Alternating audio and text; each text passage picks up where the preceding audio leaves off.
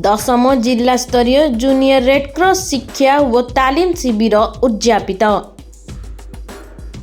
गजपति जिला रायगढ़ ब्लॉक नारायणपुर ठारे थिबा सरकारी नीलमणि उच्च विद्यालय रे 3 दिन धरी चालू रही दशम जिला स्तरीय जूनियर रेडक्रॉस शिक्षा व तालीम शिविर उद्यापित हो जाइछि।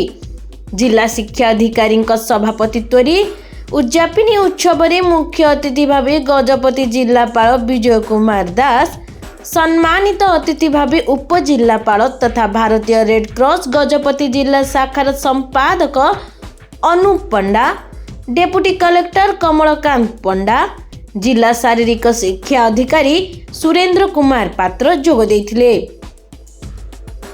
एही कार्यक्रम में गजपति जिलार 100 गोटी उच्च विद्यालयर अन्यून 270 जन शिविरार्थी व परामर्शदाता रूपे 110 जन शिक्षक शिक्षयित्री भाग नहीं।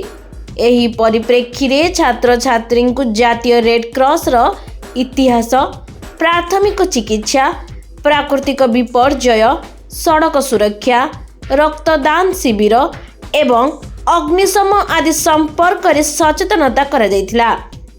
एहा सह विभिन्न तालीम प्राप्त संबल साधन कर्मी शिक्षादान करथिले।